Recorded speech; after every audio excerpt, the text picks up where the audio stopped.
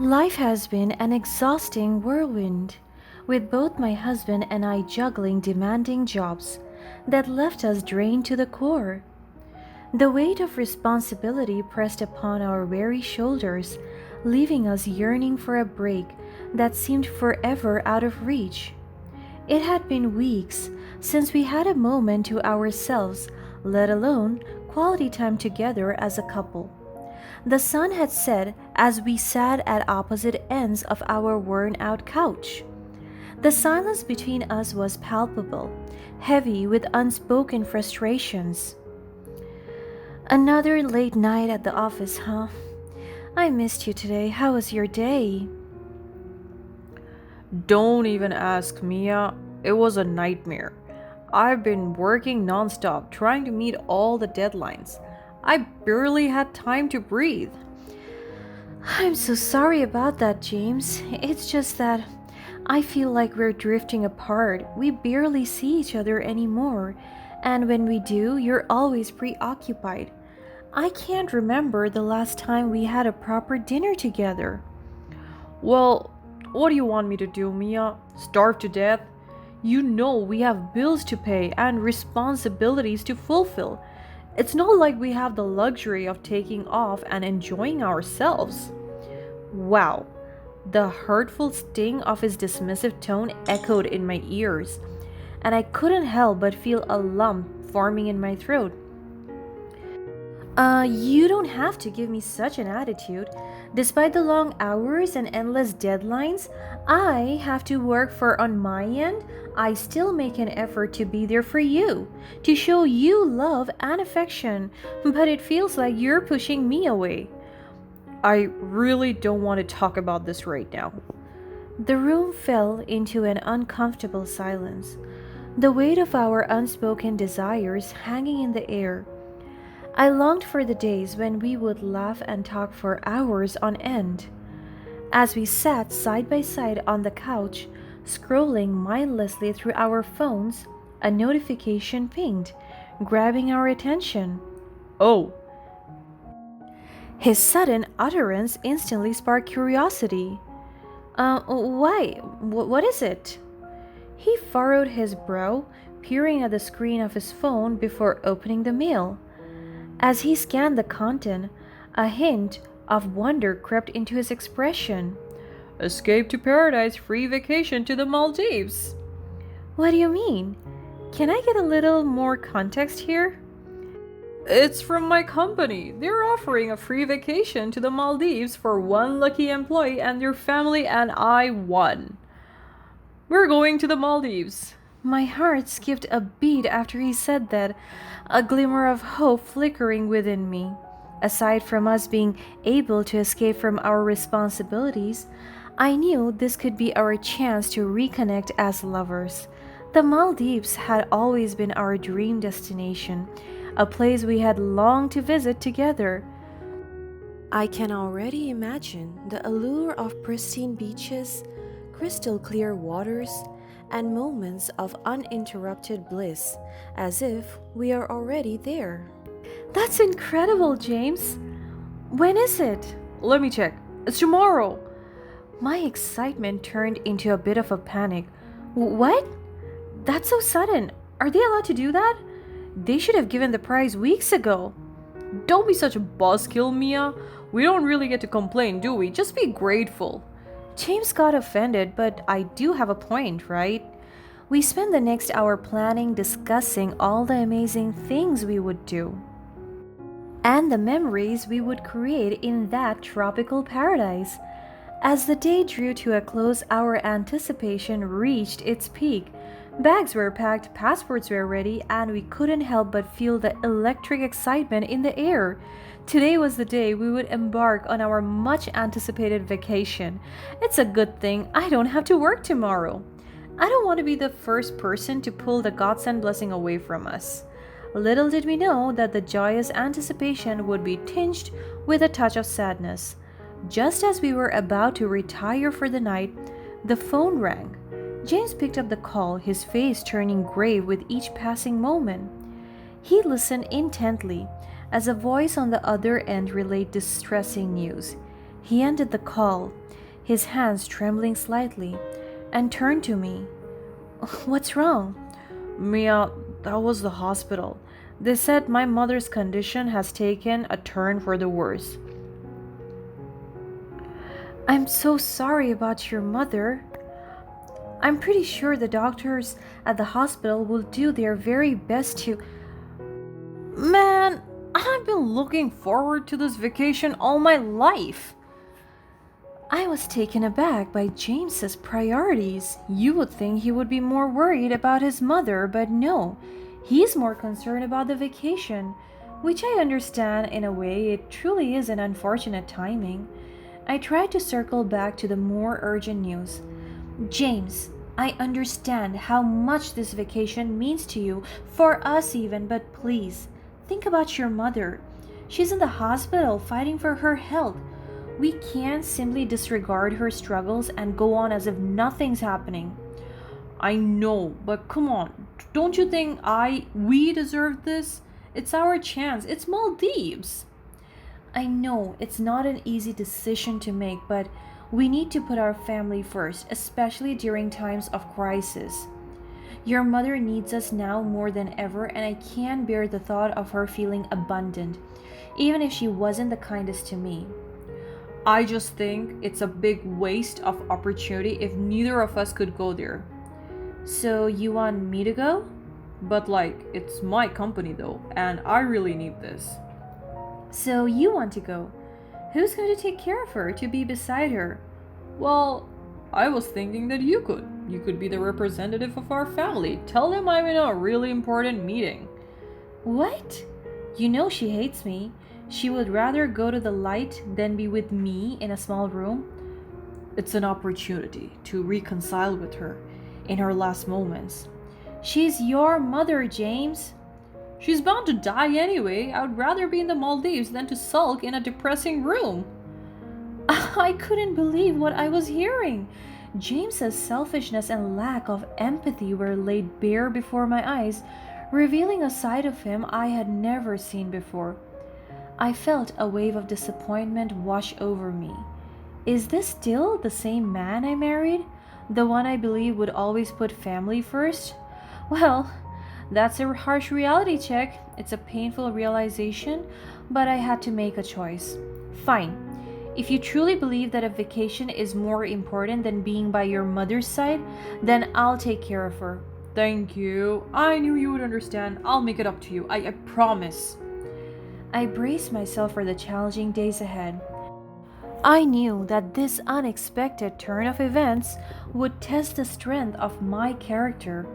I would have to face my mother-in-law's hostility, provide the care and support she needed, and ultimately prove to myself that I'm capable of standing on my own even when my husband left me to have fun somewhere else. And so I went. The hospital room was filled with uncomfortable tension as I attended to my ailing mother-in-law. My heart ached, torn between my duty to care for the woman who had never shown my kindness and the overwhelming exhaustion from my hostile mother-in-law and my apathetic husband. You think you can just waltz in here and play the caring daughter-in-law, don't you? You worthless piece of trash! Get out of my sight! She kept hurling insults and spewing venomous words in my direction. I took a deep breath and I tried to remain calm. I understand that you're upset, but I'm here because James couldn't be. I want to ensure you receive the care you need. You think I need your help? Get out. You're not wanted here. She began to hurl objects at me. I barely even saw what she threw, nor did I have time to inspect. I focused on dodging the flying projectiles and shielding myself. I was so scared and I felt alone. I wanted to run away and leave her, but that's not what my own mother taught me. My mother taught me to be kind, even to people who aren't. Then, in the midst of the chaos, a solemn silence enveloped the room. My heart skipped a beat as I noticed my mother-in-law's labored breathing. The hostility faded away, replaced by an eerie calm. Panic welled up within me as I called out for the nursing staff, urging them to intervene. "Nurse! Something's wrong. Please, we need help. The medical team rushed to the scene, doing everything in their power to revive the fading life before them.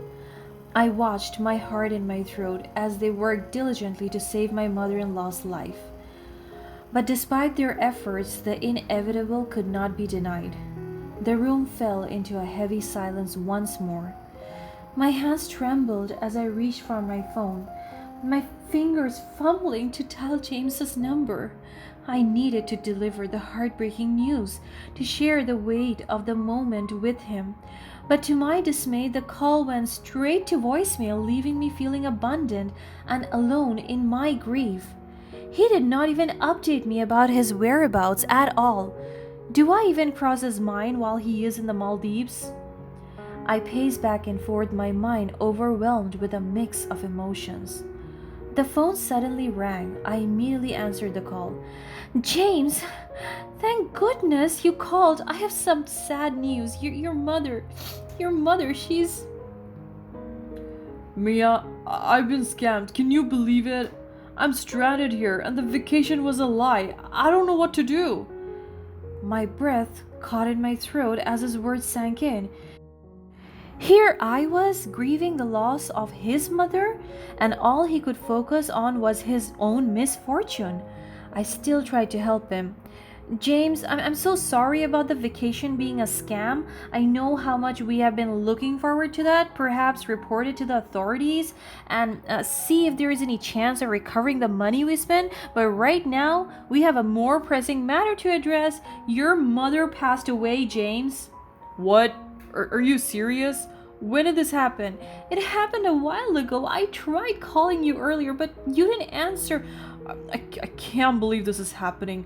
We haven't even talked about the inheritance yet. Do we know anything about that?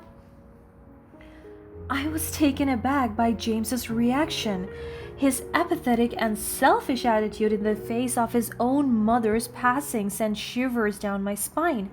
How could he be so indifferent to the loss of a loved one? It scared me to think that he could treat me the same way when I'm old and on my own deathbed. My mind wandered back to the times when his mother showered him with love and kindness, always considering him her favorite son. I expected James to be shattered, to show some sign of grief and care for the woman who had given him so much. But instead, he remained distant and cold, consumed by his own desires. How could you even be thinking about that right now? Your mother is dead. Please show some empathy and respect. What do you want, Mia? You're just piling on to the problems I already have. Can't you see I'm dealing with enough right now? He doesn't even know how traumatic it was to be in the same hospital room with his mother. Does he even care to know? He never once checked up on me, and he knows how deathly angry his mother is towards me. I'm sorry, James. Your mother deserves to be mourned and remembered. Right now, it's really scary how you don't even care a bit about her. What is your problem? Maybe you're just bitter and jealous that you didn't get to go on the Maldives trip. Is that why you're making such a big deal out of it? Remember, it was a scam anyway. This has nothing to do with the Maldives, James. It's about your attitude towards all the things that happen. Would you even call me if the vacation was not a scam? You're such a crybaby. Fine, if you want a divorce, go ahead. Just another problem for me to deal with. I don't need you anyway. When I come home, I'm claiming the inheritance and I won't be sharing a penny with you. As his words hung in the air, I realized that I couldn't continue life with someone who lacked compassion and failed to prioritize what truly mattered. I pushed through with the divorce because I couldn't bear the thought of being married to such a callous man. It was the right choice for my own well-being. Months had passed since that fateful day at the hospital when my mother-in-law took her last breath. The divorce proceedings were underway, and I had been slowly rebuilding my life, seeking solace in the support of loved ones and the strength within myself. James, on the other hand, seemed to be consumed with bitterness and regret. After the passing of my mother in law, James was left wondering about the inheritance. He called me, hoping to find some answers. Hey, Mia, did anyone contact you about the inheritance? I haven't heard anything yet. They might have mixed up our contact numbers. No, James, I haven't received any updates either. I'm sure they will reach out to you soon and you can get on with your life as a rich single man. Just as I finished the call, the doorbell rang. I went to answer it, and to my surprise, it was the executor of my mother in law's will. Good day. Are you Mia? Yes, that's me. How can I help you? I'm here on behalf of the mother in law's estate. I have some news to share with you. Oh, sorry. James is not here with me. According to the mother in law's will, she bequeathed her entire estate to the person who, in her final days, provided her with personal care, support, and companionship. It stated that whoever this person is will be deemed the last caregiver and the recipient of her inheritance. We investigated and interviewed individuals at the hospital and discovered that the terms unmistakably points to you as the rightful and sole beneficiary. The news somehow reached James, as he has been calling my phone relentlessly. He is probably hoping for a chance to mend our relationship or get a share of the inheritance, but unfortunately for him, I have already grown wise to his patterns of manipulation and insincerity, which is why I remain firm with my decision to move forward without him. The consequences of his apathy and selfishness had finally caught up with him. As for my mother in law, she probably never imagined that her inheritance would land in my hands alone. That's also probably why she tried her hardest to push me away moments before her death. With the weight of the truth finally lifted off my shoulder, I couldn't help but feel a surge of empowerment. It wasn't just about the financial compensation, it also symbolized a validation of my worth and liberation from the toxic dynamics of that family. Now, I know for sure that killing people with kindness is always the way to go.